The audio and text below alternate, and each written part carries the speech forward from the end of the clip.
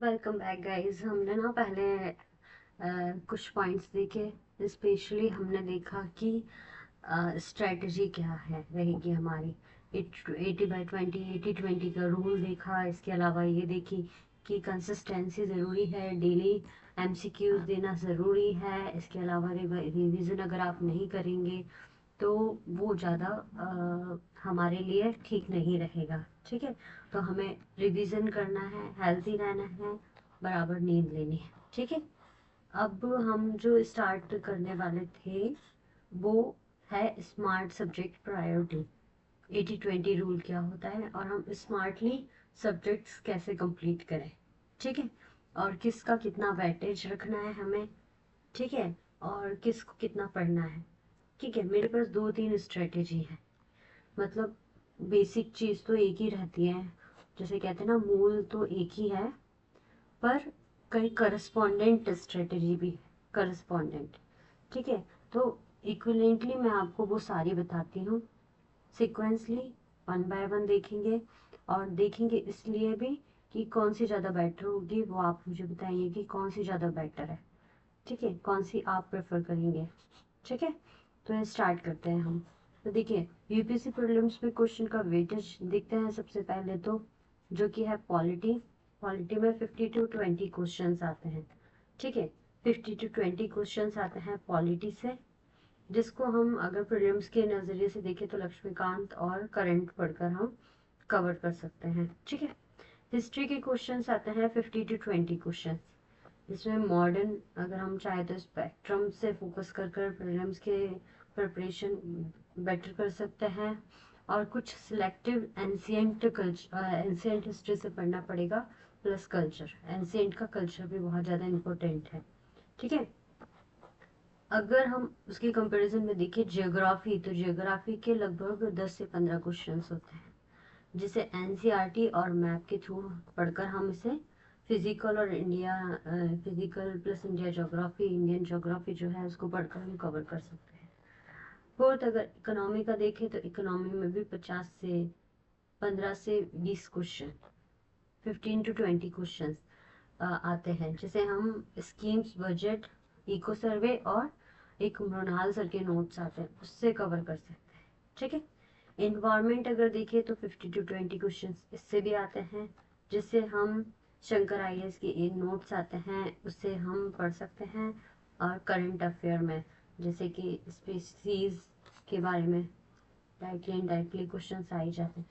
Reports कई तरह की होती है, कन्वेंशंस होते हैं, उन्हें पढ़कर हम इसको कवरेज कर सकते हैं। साइंस टेक में 5 से 10 क्वेश्चंस आते हैं, और ये करंट अफेयर बेस्ड क्वेश्चंस ही होते हैं साइंस एंड टेक के, जो करंटली जो न्यूज़ चल रही है या जो भी हो रहा है।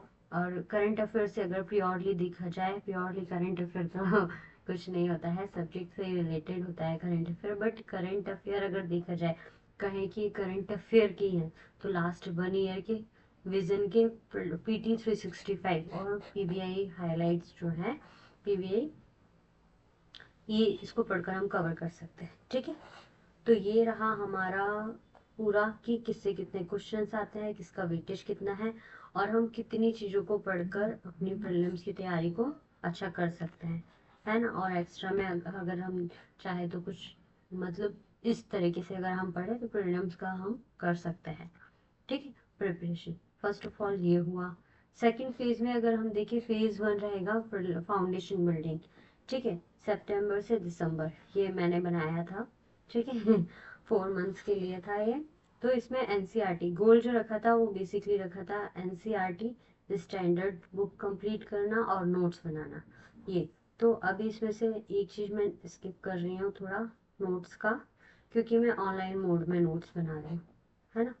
ऑनलाइन मोड में नोट्स बना रही हूँ, और उससे ना मैं वर्ड पर नोट्स बना रही, तो उससे मेरे साथ ये प्लस पॉइंट है कि उससे मैं कस्टमाइज़ कभी भी कर सकती हूँ, किसी भी टाइम।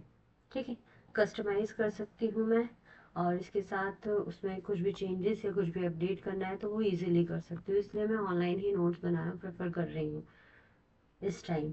ठीक है, और एनसीईआरटी फर्स्ट, क्योंकि एनसीईआरटी तो कई बार हम पढ़ ही लेते हैं, कई बार पढ़ते हैं, बट हम यहाँ पे बहुत ही अच्छे तरीके से, और कहते हैं एक जो होता है सिस्टमेटिक तरीके से हम पढ़ेंगे, ठीक है। तो एनसीईआरटी स्टैंडर्ड बुक्स कंप्लीट करते हैं और नोट्स बनाते हैं। आप चाहे नोट्स ऑनलाइन, मेरे क्योंकि मेरे पास अवेलेबल है ऑनलाइन मोड में मैं बना सकती हूँ, तो मैं ऑनलाइन मोड में ही बना रही हूँ।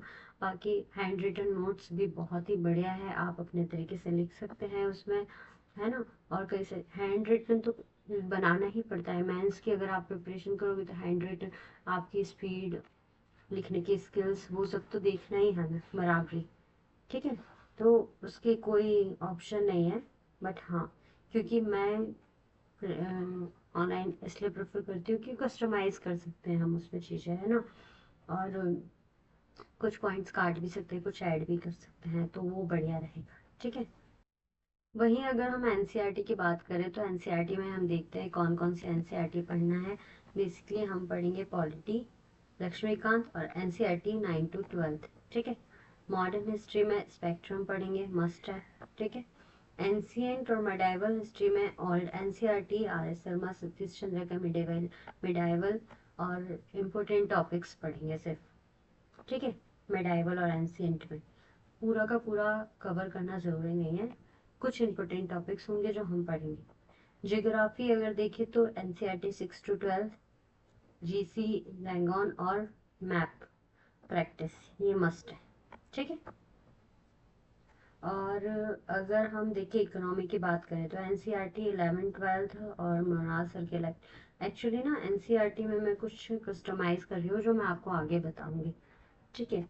इन्वायरमेंट में देखें तो शंकर आईएएस का और करंट अफेयर जो अपन ने पहले बात कर ली है इस बारे में। फिर अगर साइंस टेक के बारे में देखें तो एनसीईआरटी बेसिक, एनसीईआरटी से और करंट, ये रोज current affair, Hindu, Indian Express और मंथली जो है, तो वो तो अपन करेंगे, ठीक है। वो अगर आप चाहें तो हम क्लास में कर सकते हैं या सेपरेटली आप कर सकते हैं, ठीक है। तो ये बात हो गई इसकी।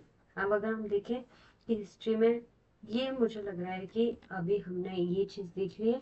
अब इसके अलावा हम जो आगे कि हिस्ट्री में कौन से टॉपिक्स कवर करेंगे और पॉलिटी में कौन कौन से हो गए, इकोनॉमिक्स में कौन कौन से हो गए, उसके लिए मैं आपके सेपरेट वीडियो बनाऊंगी एक। और फिर ऐसे पार्ट वाइज पार्ट हम कवर करते हैं यूपीएससी का सिलेबस, उसके बाद अपन कवर करेंगे टॉपिक बाय टॉपिक्स आगे चलेंगे और चीज़ों को कवर करेंगे। Thank you so much, thank you for watching. अगर वीडियो पसंद है तो लाइक करिए, सब्सक्राइब करिए, do subscribe please and support, ठीक है। मैं बना रही तो मुझे मोटिवेशन भी मिलना चाहिए वीडियो बनाने का। तो thank you so much, thank you for watching, bye bye, फिर मिलते हैं।